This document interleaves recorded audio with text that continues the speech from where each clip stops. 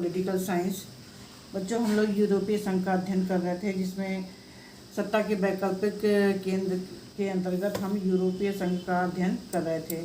इसमें आपने अभी थोड़ा सा अध्ययन किया था 1945 के बाद से कि यूरोपीय संघ जो है कैसे बना, और यूरोपीय संघ जो बना वहाँ के लोग अर्थात वो देश पहले कहाँ पे शामिल थे।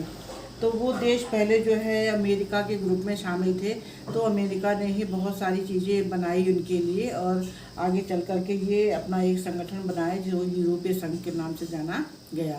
तो यूरोपीय संघ का आर्थिक, राजनीतिक, कूटनीतिक और सैनिक प्रभाव बहुत ज़बरदस्त है।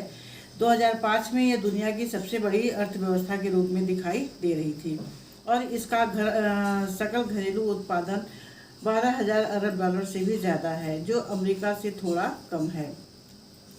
इसका जो इसकी मुद्रा है यूरो, वो अमेरिकी डॉलर के प्रभुत्व के लिए खतरा बन गई थी। मतलब जैसे जैसे ये विकास करते गए वैसे वैसे ये खुद अमेरिका के लिए ही खतरा बनते गए। तो विश्व व्यापार में इनकी जो है हिस्सेदारी अमेरिका से 3 गुना ज़्यादा है।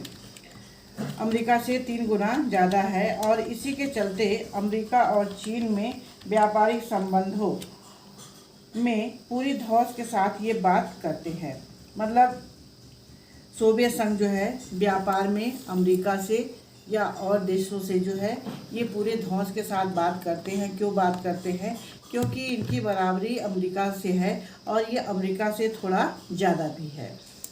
इनकी आर्थिक शक्ति का प्रभाव इसके नज़दीकी देशों पर ही नहीं बल्कि एशिया, अफ्रीका के दूर दराजों मुल्कों पर भी साफ साफ दिखाई देता है कि किस तरह से यूरोपीय संघ ने अपना प्रभाव बनाया है। यह विश्व व्यापार संगठन जैसे अंतर्राष्ट्रीय व्यापार संगठनों के अंदर एक महत्वपूर्ण समूह के रूप में कार्य करता है। तो विश्व व्यापार संगठन जो है अमेरिका के लिए महत्वपूर्ण है, लेकिन यूरोपीय संघ भी उसमें महत्वपूर्ण कार्य करता है। यूरोपीय संघ के 2 सदस्य देश ब्रिटेन और फ्रांस, ये सुरक्षा परिषद में स्थायी सदस्य हैं। वैसे तो सुरक्षा परिषद में स्थायी सदस्यों की संख्या जो है 5 है, जिसमें से ब्रिटेन और फ्रांस जो है ये किसके सदस्य हैं? यूरोपीय संघ के। और दूसरे सदस्य किसके हैं? ये सुरक्षा परिषद के स्थायी सदस्य हैं। यूरोपीय संघ के कई और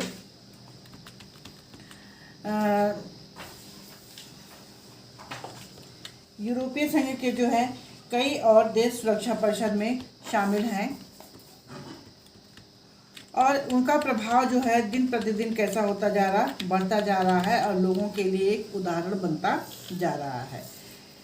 चीन के साथ मानवाधिकारों के उल्लंघन और पर्यावरण विनाश के मामलों पर धमकी या सैनिक शक्ति के उपयोग करने की जगह कूटनीतिक, आर्थिक, निवेश और बातचीत की यह नीति ज़्यादा प्रभावी साबित हुई है।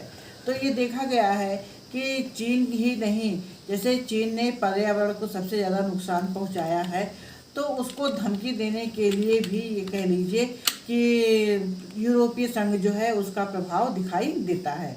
सैनिक ताकत के हिसाब से यूरोपीय संघ के पास दुनिया की सबसे बड़ी सेना है।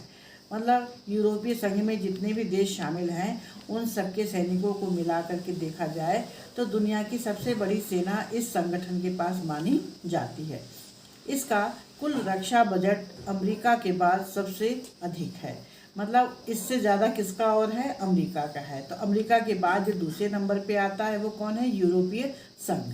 यूरोपीय संघ के 2 देश ब्रिटेन और फ्रांस के पास परमाणु हथियार हैं, और अनुमान लगाया जाता है कि इनके पास जो है परमाणु हथियारों के जखीरे हैं। मतलब करीब करीब 550 परमाणु हथियार इन लोगों के पास अभी भी मौजूद है। अंतरिक्ष विज्ञान, संचार, प्रौद्योगिकी के मामलों में भी यूरोपीय संघ का दुनिया में दूसरा स्थान है। तो यूरोपीय संघ जो है धीरे धीरे अमेरिका की बराबरी करता चला जा रहा है। अधिराष्ट्रीय संगठन के तौर पर यूरोपीय संघ आर्थिक, राजनैतिक, सामाजिक मामलों में दखल देने में भी सक्षम है, लेकिन मामलों में कई अनेक मामलों में इसके सदस्य देशों की अपनी विदेश नीति और रक्षा नीति भी है। मतलब यूरोपीय संघ के जितने भी देश हैं इन सबकी अपनी विदेश नीति भी है और रक्षा नीति भी है। जो कई बार देखा गया कि एक दूसरे के खिलाफ भी हो जाती हैं। लेकिन कारण यही है कि इराक पर अमेरिकी हमले में ब्रिटेन के प्रधानमंत्री टोनी ब्लेयर तो एक उसके साथ थे ही थे, लेकिन जर्मनी फ्रांस पर भी हमले के ये खिलाफ थे। यूरोपीय संघ के कई नए देश और भी हैं जो पहले कहाँ थे, अमेरिकी गठबंधन में थे, मतलब नाटो में थे। यूरोप के कुछ हिस्सों में यूरो को लागू करने के कार्यक्रम को लेकर काफ़ी नाराज़गी है। यूरो क्या है, वहाँ की मुद्रा है, यूरोपीय संघ की मुद्रा है यूरो, ठीक है। तो इनका मतलब ये है कि जितने भी यूरोपीय संघ के देश हैं उन सब के देशों में जो मुद्रा है उसका नाम क्या है, यूरो, ठीक है। लेकिन कभी कभी आपस में कुछ कार्यक्रमों को लेकर नाराज़ भी हो जाते हैं। लेकिन कारण यह भी है कि ब्रिटेन के पूर्व प्रधानमंत्री मार्गरेट थैचर ने ब्रिटेन को यूरोपीय बाजार से अलग रखा। मतलब ये देखा गया कि यूरोपीय संघ जो है दूसरे देशों के यूरोपीय बाज़ारों से इन्होंने अपने आप को अलग रखा। डेनमार्क, स्वीडन, maastricht संधि और साझी यूरोपीय मुद्रा यूरो को मानने का प्रतिरोध भी किया गया। मतलब कुछ लोग इसको चाहते थे और कुछ देश इसको नहीं चाहते थे। क्यों नहीं चाहते थे? उनका कहना ये था कि हर देश की अपनी एक अलग मुद्रा होनी चाहिए, पहचान होनी चाहिए। इससे विदेश और रक्षा मामलों में काम करने की यूरोपीय संघ की क्षमता सीमित होती है। मतलब यूरोपीय संघ जो है काम करने के लिए उसने अपने आप को एक संगठित रखने के लिए कई चीज़ों को उसने साझा किया, जैसे मुद्रा हो गई, राष्ट्रगान हो गया, झंडे हो गए, इन सब चीज़ों को उसने क्या किया, एक जैसा ही रखा है। दूसरा संगठन है दक्षिण पूर्व एशियाई राष्ट्रों का संगठन। दक्षिण पूर्व एशियाई राष्ट्रों का संगठन, जिसको हम छोटे नाम में आसियान कहते हैं। तो आसियान जो है वो क्या है, इसका छोटा नाम है। आसियान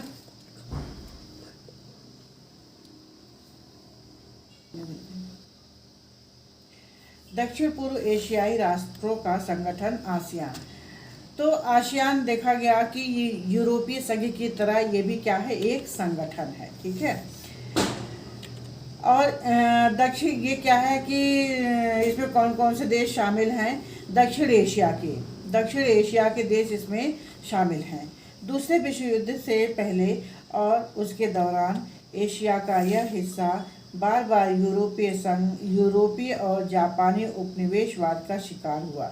मतलब दक्षिण एशिया के लोग जो है यूरोप और जापान के लोगों का वहाँ बार बार आना जाना था, इसलिए वहाँ उपनिवेश ज़्यादातर लोग आकर के वहाँ बस जाते थे, जिससे जो वहाँ के मूल निवासी थे वो क्या होते थे, उसका शिकार होते थे। भारी राजनीतिक और आर्थिक कीमत उन्हें चुकानी पड़ती थी। युद्ध समाप्त होने पर इसे राष्ट्र निर्माण, आर्थिक पिछड़ेपन और गरीबी जैसी समस्याओं का सामना करना पड़ता था। तो जब भी कोई युद्ध होता था और समाप्त हो जाता था तो जो वहाँ के मूल निवासी थे उनको बहुत सारी समस्याओं का सामना करना पड़ता था। मतलब वो आर्थिक रूप से पिछड़ जाते थे, गरीब हो जाते थे, उनकी समस्याएं और भी ज़्यादा बढ़ जाती थी। इसे शीत युद्ध के दौर में किसी एक महाशक्ति के साथ जाने के दबावों को भी झेलना पड़ा। मतलब जब शीत युद्ध चल रहा था तो लोगों ने ये कहा कि अगर हमें बर्बादी से बचना है या युद्ध से बचना है तो हमें किसी एक महाशक्ति की तरफ शामिल हो जाना चाहिए, क्योंकि ऐसे में टकरावों और भागम भाग की स्थिति को दक्षिण पूर्व एशिया संभालने की स्थिति में नहीं था, क्योंकि उसकी स्थिति जो है दूसरे विश्व युद्ध के बाद बहुत ज़्यादा खराब हो चुकी थी। बांडुंग सम्मेलन और गुटनिरपेक्ष आंदोलन वगैरह के माध्यम से एशिया और तीसरी दुनिया के देशों में एकता कायम करने के प्रयास औपचारिक स्तर पर सहयोग और मेल जोल के मामले में ही कारगर नहीं हो पाए। मतलब उस समय जो है गुटनिरपेक्ष आंदोलन भी चल रहा था और भी कई तरह के इसी तरह से संघ थे जिसमें ये शामिल हो सकता था दक्षिण एशिया, लेकिन कई तरह से प्रयास किया गया, लेकिन ये जो है कहीं भी ज़्यादा सफल नहीं हो पाए दक्षिण एशिया के लोग। इसी तरह देखा गया कि दक्षिण पूर्व एशियाई देशों ने दक्षिण पूर्व एशियाई संगठन आसियान बनाकर एक वैकल्पिक पहल की। तब इन्होंने सोचा कि हमें क्या करना चाहिए, अपने लिए एक खुद संगठन बनाना चाहिए। ना तो यूरोपीय संघ में गए ये और ना ही गुटनिरपेक्ष आंदोलन में गए ये। तो इन्होंने क्या किया, अपने लिए खुद ही एक संगठन बनाया और उसका नाम आसियान रखा। 1967 में इस क्षेत्र के 5 देशों ने बैंकॉक घोषणा पर हस्ताक्षर करके आसियान की स्थापना की। आसियान की स्थापना कब हुई थी? 1967 में। कहाँ पे हुई थी? बैंकॉक में। और कौन कौन से देश इसमें शामिल हैं? इंडोनेशिया, मलेशिया, फिलीपींस, सिंगापुर और थाईलैंड, ये इसके सदस्य हैं। इंडोनेशिया, मलेशिया, फिलीपींस, सिंगापुर और थाईलैंड। आसियान का उद्देश्य मुख्य रूप से आर्थिक विकास को तेज करना और उसके माध्यम से सामाजिक और सांस्कृतिक विकास हासिल करना। तो यही इनका मुख्य उद्देश्य था, सांस्कृतिक विकास जो है करना, साथ ही साथ आर्थिक विकास भी करना और उसमें तेजी लाना। कानून के शासन और संयुक्त राष्ट्र के कायदों पर आधारित दक्षिण क्षेत्रीय शांति और स्थायित्व को बढ़ावा देना भी इनका उद्देश्य था। मतलब इनका कुल मिला जुला करके उद्देश्य क्या था कि संयुक्त राष्ट्र संघ जो है उसका जो नियम है, कानून है, उस पर उसको मानना और अपने क्षेत्रों में शांति स्थापित करना, उसको बढ़ावा देना।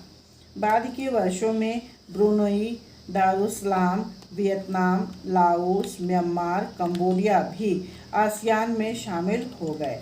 तो पहले इनकी संख्या 5 थी, फिर बाद में इनकी संख्या बढ़ करके 10 हो गई। 5 और कौन से शामिल हुए? Brunei, Darussalam, Vietnam, Laos, Myanmar, Cambodia. ठीक है, 5 बाद में शामिल हुए, तो इनकी संख्या मिला के अब कितनी हो गई? 10। यूरोपीय संघ की तरह इसने खुद को अंतर्राष्ट्रीय संगठन बनाने की तरह अन्य व्यवस्थाओं को अपने हाथ में लेने का लक्ष्य नहीं रखा। मतलब जिस तरह से यूरोपीय संघ ने अपनी सारी व्यवस्थाओं को अपने हाथ में रखा, लेकिन यूरोपीय संघ ने, आसियान ने क्या किया? ऐसा नहीं किया। ठीक है, सभी चीज़ को अपने हाथ में लेने का लक्ष्य नहीं रखा। अनौपचारिक, टकराव रहित और सहयोगात्मक मेल मिलाप का नया उदाहरण पेश करके आसियान ने काफ़ी यश कमाया और इसको आसियान शैली भी कहा जाने लग गया। मतलब इनका कुछ कार्य करने का ढंग अलग था, तो उसे आसियान शैली भी कहा जाने लग गया। आसियान के कामकाज में राष्ट्रीय सार्वभौमिकता का सम्मान करना बहुत ही महत्वपूर्ण दिखाई देने लग गया लोगों को। तो दुनिया में सबसे तेज रफ्तार से आर्थिक तरक्की करने वाले सदस्य देशों ने देशों का ये समूह जो है आसियान, अब अपने उद्देश्यों को आर्थिक और सामाजिक दायरे से ज़्यादा व्यापक बनाया। पहले इनका क्या था उद्देश्य? आर्थिक विकास करना, वो भी तेज़ी से, और सामाजिक दायरे के अंतर्गत रहना। लेकिन बाद में जैसे जैसे तरक्की करते गए, इन्होंने सामाजिक दायरा बढ़ाना शुरू कर दिया। 2003 में आसियान ने आसियान सुरक्षा समुदाय, आसियान आर्थिक समुदाय, आसियान सामाजिक सांस्कृतिक समुदाय नामक 3 स्तंभों के आधार पर आसियान समुदाय की दिशा में कदम उठाए और जो कुछ एक हद तक यूरोपीय संघ से मिलता जुलता था। मतलब 2003 तक आते आते 1967 से 2003 तक आते आते आसियान ने खूब तरक्की की और इन्होंने कई चीज़ों को खड़ा किया। क्या क्या थी उसमें? आसियान सुरक्षा समुदाय, आसियान आर्थिक समुदाय, आसियान सामाजिक सांस्कृतिक समुदाय, ये 3 स्तंभ इन्होंने बनाए और कुछ हद तक ये किससे मेल जोल खाते थे? यूरोपीय संघ से। आसियान सुरक्षा समुदाय क्षेत्रीय विवादों को सैनिक टकराव तक न ले जाने की सहमति पर आधारित थे। मतलब इनका उद्देश्य ये था कि चाहे कुछ भी हो जाए, आपस में कितना भी मनमुटाव हो, लेकिन स्थिति कहाँ तक नहीं पहुँचनी चाहिए? सैनिकों के टकराव तक, वहाँ तक नहीं पहुँचनी चाहिए। आप उससे पहले क्या हो जाना चाहिए? आपस में सबकी सहमति हो जानी चाहिए। 2003 तक आसियान के सदस्य देशों ने कई समझौते किए जिसके द्वारा सदस्य देशों में शांति, निष्पक्षता, सहयोग और हस्तक्षेप को बढ़ावा देने और राष्ट्रों के आपसी अंतर संप्रभुता के अधिकारों का सम्मान करने पर अपनी वचनबद्धता जाहिर की। मतलब जितने भी देश इसके सदस्य थे वे सब लोग जो है आपस में शांति बनाए रखना, निष्पक्षता पूर्वक काम करना, एक दूसरे का सहयोग करना, किसी के काम में हस्तक्षेप न करना और इन सबको बढ़ावा देने के लिए राष्ट्रों के आपसी अंतर और संप्रभुता के अधिकारों का सम्मान करना, मतलब एक दूसरे देशों का सम्मान करना, इन सब चीज़ों के लिए ये क्या थे, आपस में वचनबद्ध थे, एक दूसरे को प्रॉमिस किया। आसियान के देशों की सुरक्षा और निवेश नीतियों में तालमेल बनाने के लिए 1994 में आसियान क्षेत्रीय मंच की स्थापना भी की गई थी। मतलब 2003 से पहले जो है आसियान ने इसके क्षेत्रीय मंच की स्थापना भी की थी। और कब की थी? 94 में। बुनियादी रूप से आसियान एक आर्थिक संगठन था और वह ऐसा ही बना रहा। मतलब इनकी शुरुआत किससे हुई? आर्थिक विकास से हुई और ये एक तरह का आर्थिक संगठन था और ये ऐसा ही बना भी रहा ज़्यादा दिनों तक। आसियान क्षेत्र की कुल अर्थव्यवस्था अमेरिका, यूरोपीय संघ और जापान की तुलना में काफ़ी छोटा था। मतलब आसियान जो है इन लोगों की तुलना में काफ़ी छोटा था, पर इसका इन सबसे अधिक तेज़ी से हो रहा था विकास जो है आसियान का, बहुत तेज़ी से हो रहा था। इसके चलते इस क्षेत्र में और इससे बाहर इसके प्रभाव और तेज़ी से वृद्धि हो रहे थे। आसियान आर्थिक समुदाय का उद्देश्य आसियान देशों का साझा बाजार, उत्पादन आधार तैयार करना और इस इलाके के सामाजिक आर्थिक विकास में मदद करना, तो ये सब इनका क्या था? एक तरह का उद्देश्य था। यह संगठन इस क्षेत्र के देशों के आर्थिक विवादों को निपटाने के लिए बनी मौजूदा व्यवस्था को भी सुधारना चाह रहे थे। मतलब आपस में जो इनका संगठन बना, उस संगठन में आर्थिक व्यवस्था को लेकर जो भी विवाद था उसको ये सुधार करना चाह रहे थे। आसियान के निवेश ने श्रम और सेवाओं के मामले में मुक्त व्यापार क्षेत्र बनाने पर भी ध्यान दिया। तो आसियान जो है इन्होंने जैसे मुक्त व्यापार जब शुरू हुआ था तो उसमें भी इन्होंने क्या किया, उससे भी जुड़ने के लिए ध्यान देना शुरू किया। इस प्रस्ताव पर आसियान के साथ बातचीत करने की पहल सबसे पहले अमेरिका और चीन ने की। मतलब आसियान का आर्थिक जो व्यवस्था थी, आर्थिक विकास जो था वो तेज़ी से बढ़ रहा था, तो उनसे व्यापार करने की पहल सबसे पहले किसने की थी? अमेरिका ने और चीन ने। आसियान तेज़ी से बढ़ता हुआ एक महत्वपूर्ण क्षेत्रीय संगठन है। इसके दस्तावेज 2020 के अंतर्राष्ट्रीय समुदाय में आसियान की एक बहुत बड़ी बहुमुखी भूमिका को प्रमुखता दी गई। मतलब अमेरिका और चीन को ये लग रहा था कि आगे आने वाले समय में 2020 तक आसियान जो है एक बहुत बड़ी जो है क्या हो जाएगी, संगठन के रूप में हमें दिखाई देगी। आसियान द्वारा टकराव की जगह बातचीत को बढ़ावा देने की नीति से ही यह बात निकली थी कि आसियान के साथ अगर व्यापार करना है तो क्या करना होगा, उसके साथ पहले बातचीत करना शुरू करना होगा। तो इसकी पहल सबसे पहले किसने की? अमेरिका ने और चीन ने। फिर देखा गया कि इसी तरकीब से आसियान ने कंबोडिया के टकराव को समाप्त किया बातचीत के माध्यम से, पूर्वी तिमोर के संकट को भी संभाला और पूर्व एशियाई सहयोग पर बातचीत के लिए 1999 से नियमित रूप से वार्षिक बैठक का आयोजन भी किया जा रहा था कि कैसे वहां पर जो है बातचीत के जरिए समस्या का समाधान किया जाए।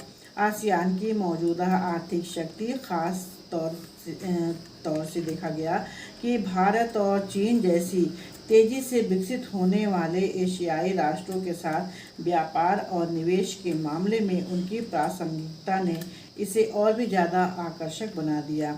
आज जिस तरह से भारत तेज़ी से विकास कर रहा था, जिस तरह से चीन तेज़ी से विकास कर रहा था, तो आसियान जो है इनको देख करके काफ़ी प्रभावित था और इससे इनके विकास से वो क्या था, आकर्षित भी हो रहा था, प्रभावित हो रहा था कि हमें भी उसी तरह से तेज़ी से विकास करना चाहिए। शुरुआती वर्षों में भारतीय विदेश नीति ने आसियान पर ज़्यादा ध्यान नहीं दिया, लेकिन हाल के वर्षों में भारत ने अपनी नीति सुधारने की कोशिश की। मतलब पहले तो इन्होंने ज़्यादा ध्यान नहीं दिया, फिर बाद में धीरे धीरे जैसे जैसे इनको लगने लग गया कि आसियान तेज़ी से विकास कर रहा है, तो इन्होंने अपनी नीति को सुधारने की कोशिश की। किसने? भारत ने और चीन ने भी। भारत ने 2 आसियान सदस्यों सिंगापुर और थाईलैंड के साथ मुक्त व्यापार का समझौता किया। मतलब पहले आसियान के साथ कोई व्यापार नहीं कर रहा था, कुछ भी नहीं कर रहा था, लेकिन जैसे ही चीन और अमेरिका ने पहल की, तो वैसे ही क्या हुआ कि दुनिया के और देशों का भी ध्यान उनकी तरफ गया और उसके बाद भारत ने भी पहल की। तो सिंगापुर और थाईलैंड के साथ इसने सबसे पहले व्यापार करने के लिए एक समझौता किया। भारत आसियान के साथ मुक्त व्यापार संधि करने का प्रयास कर रहा है। आसियान की असली ताकत अपने सदस्य देशों, सहभागी सदस्यों और बाकी गैर क्षेत्रीय संगठनों के बीच निरंतर संवाद और परामर्श करने की नीति से है। मतलब ये लोग आपस में एक दूसरे का सहयोग करते हैं, एक दूसरे की मदद करते हैं और कोई भी बात होती है तो उसे आपस में परामर्श करते हैं, संवाद के जरिए उसे हल करने की कोशिश करते हैं। यह एशिया का एकमात्र क्षेत्रीय संगठन है जो एशियाई देशों और विश्व शक्तियों को राजनैतिक और सुरक्षा मामलों पर चर्चा के लिए राजनैतिक मंच उपलब्ध कराता है। मतलब आसियान जो है दुनिया के और देशों के लिए चर्चा करने और सुरक्षा जैसे मामलों पर बातचीत करने के लिए एक जरिया है, एक मंच के रूप में कार्य करता है। अब अगला पॉइंट है चीनी अर्थव्यवस्था का उत्थान।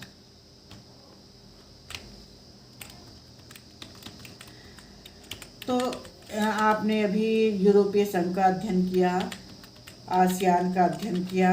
अब हम देखते हैं कि चीन की जो अर्थव्यवस्था थी वो कैसे तेज़ी से विकसित हुई, क्या कारण था उसका, क्या कार्य करने का तरीका था उनका। तो हम अपने पड़ोसी देश चीन को बिल्कुल नज़दीक से देखें तो ये देखने को मिलेगा कि नज़दीक के पड़ोसी और शक्ति के तीसरे बड़े केंद्र चीन की ओर अगर हम रुख करें और ये देखें कि आर्थिक शक्ति के रूप में चीन के उद्देश्य को पूरे विश्व में जिस तरह से देखा जा रहा है, उसका कार्यकाज कैसा है, कार्य की शैली कैसी है और क्या वजह है कि वो तेज़ी से विकास करता जा रहा है। 1978 के बाद से जारी चीन की आर्थिक सफलता को एक महाशक्ति के रूप में इसके उभरने के साथ जोड़कर देखा गया। मतलब 78 से पहले चीन की अर्थव्यवस्था जो है बहुत ही पिछड़ी हुई थी, लेकिन 78 के बाद से जो है इसकी आर्थिक सफलता बहुत तेज़ी से बढ़ती चली गई। आर्थिक सुधारों की शुरुआत करने के बाद से चीन सबसे तेज़ी से आर्थिक वृद्धि कर रहा था। मतलब दुनिया में सभी देशों का अगर हम एक आंकड़ा निकालें तो उसमें सबसे ज़्यादा जो विकास कर रहा था वो था चीन। इस रफ्तार से चलते हुए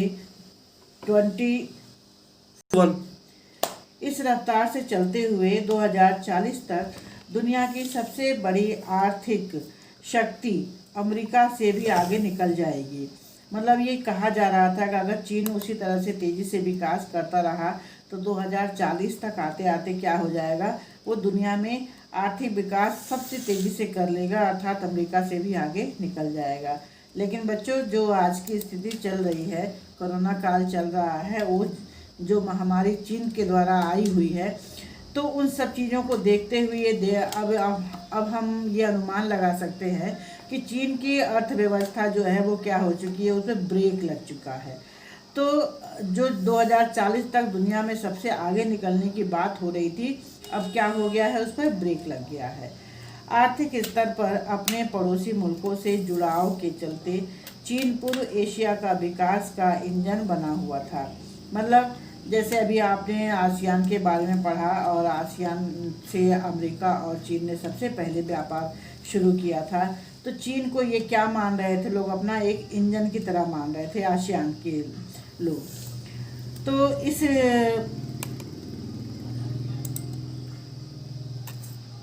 इस कारण क्षेत्रीय मामले और उसका प्रभाव बहुत अधिक बढ़ गया। इसकी विशाल आबादी, बड़ा भूभाग, संसाधन, क्षेत्रीय अवस्थिति और राजनैतिक प्रभाव इस तेज आर्थिक वृद्धि के कारण मिलकर चीन के प्रभाव को कई गुना बढ़ा दे रहे थे। मतलब इसका जो है आबादी क्या है, जनसंख्या के लिहाज से वैसे भी चीन दुनिया में नंबर 1 पे था अभी तक। तो इसका क्षेत्रफल कैसा है, बड़ा है, संसाधन इसके पास बहुत है, क्षेत्रीय स्थिति भी अच्छी है, इसका प्रभाव, राजनीतिक प्रभाव भी अच्छा है, आर्थिक वृद्धि बहुत तेज़ी से कर रहा था 78 के बाद। तो इन सबको मिला करके जो है चीन का प्रभाव जो है कई गुना बढ़ चुका था। 1949 में माओ के नेतृत्व में हुई साम्यवादी क्रांति के बाद चीनी जनवादी गणराज्य की स्थापना के समय यहाँ की आर्थिकी सोवियत मॉडल पर आधारित थी। तो 1949 जिस तरह से भारत की शुरुआत कब से हुई, 1947 से, उसी तरह से चीन की भी शुरुआत कब से हुई है, 1949 से। ठीक है, तो क्योंकि उससे पहले वहाँ पे क्या था, साम्यवादी क्रांति चल रहा था और चीनी जनवादी गणराज्य बनाने की मांग की जा रही थी। तो उसके बाद से जो है सोवियत, इन्होंने किस मॉडल को अपनाया था, सोवियत मॉडल को। कि क्यों सोवियत मॉडल को अपनाया था, क्योंकि सोवियत मॉडल जो था अपने लिए बड़ी से बड़ी कार सामग्री, मशीनें, छोटी सी पिन, इन सब से लेकर से बड़ी चीज़ों का उसने निर्माण खुद अपने लिए किया था, इसलिए इन्होंने सोवियत मॉडल को अपनाया। आर्थिक रूप से पिछड़े साम्यवादी चीन ने पूंजीवादी दुनिया से अपना रिश्ता तोड़ लिया। कब की बात है ये, 49 के समय में, क्योंकि उसके पास कुछ नहीं था, इसलिए पूंजीवादी देशों से इसने अपना मुंह मोड़ लिया था। ऐसे में इसके पास अपने ही संसाधनों से गुजारा करने के अलावा कोई चारा नहीं था। थोड़े समय तक इसे सोवियत संघ मदद और सलाह भी देता रहा। मतलब सोवियत संघ की स्थिति अच्छी थी और इसीलिए सोवियत संघ जो है कुछ समय तक उसको सलाह भी देता रहा और उसकी मदद भी करता रहा। लेकिन इसने विकास का जो मॉडल अपनाया, उसने खेती से पूंजी निकालकर सरकारी नियंत्रण में बड़े उद्योग खड़े करने पर जोर दिया इसने। मतलब शुरुआत तो इसने अपने संसाधनों से की, कृषि से की, लेकिन फिर बाद में धीरे धीरे क्या किया इसने, कृषि का पूंजी निकाल करके, मतलब खेती से या ये कह लीजिए पैदावार से जो भी इसको आय प्राप्त होता था, उससे इसने बड़े उद्योगों को लगाना शुरू किया। चूँकि इसके पास विदेशी बाज़ारों से तकनीकी और सामान खरीदने के लिए विदेशी मुद्रा नहीं थी, रुपए नहीं थे, इसलिए चीन ने आयातित सामानों को धीरे धीरे घरेलू स्तर पर ही तैयार कराना शुरू किया। मतलब दूसरी जगह से सामान को मंगाने के बजाय उसने क्या किया कि अपने घर में ही उसको बनाना शुरू किया। इस मॉडल में चीन ने अभूतपूर्व स्तर पर औद्योगिकी अर्थव्यवस्था खड़ा करने का आधार बनाने के लिए सारे संसाधनों का इस्तेमाल किया। मतलब उसके पास जो जो सामान थी, चीज़ें थी, उन सब का उसने अच्छे से इस्तेमाल करके सब चीज़ों का निर्माण किया। सभी नागरिकों को रोजगार, सामाजिक कल्याण योजनाओं का लाभ देने के दायरे में ले आया। मतलब इस तरह से क्या हुआ कि हर आदमी घर में काम करने लग गया, चीज़ों को बनाने लग गया, तो इससे क्या हुआ कि सबको रोजगार मिल गया।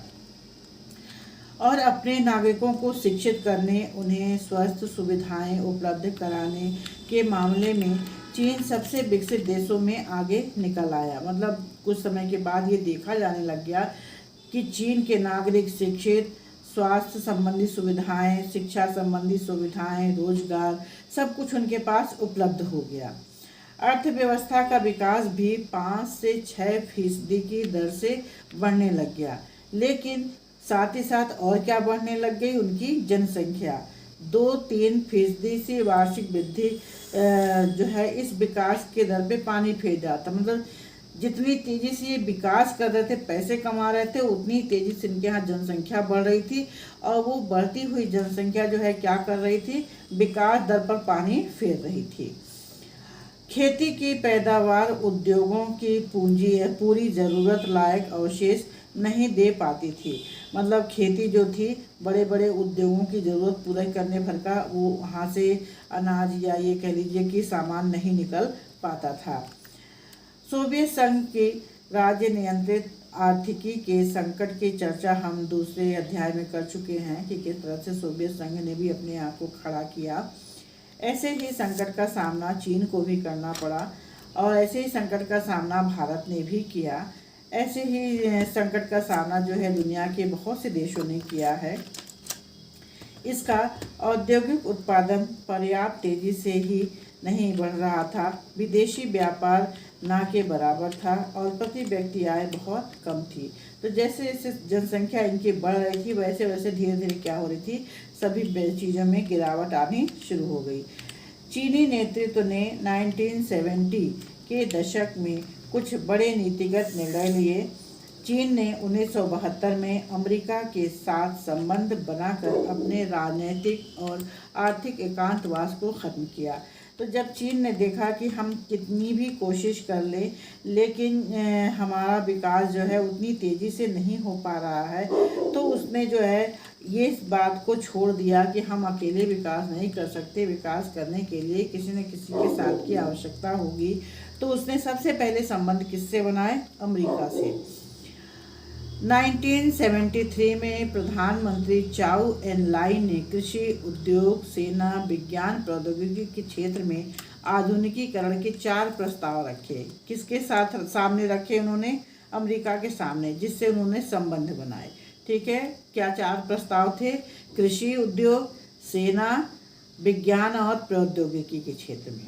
1978 में तत्कालीन नेता देंग शियाओपिंग ने चीन में आर्थिक सुधारों और खुले द्वार की नीति की घोषणा की। मतलब उनका कहना था कि अगर हमें आर्थिक सुधार करना है तो दूसरे के साथ खुल करके व्यापार करना चाहिए, और उसी के संबंध में उन्होंने खुले द्वार की नीति की घोषणा की। मतलब जो चाहे हमसे अपना संबंध बना सकता है और व्यापार कर सकता है।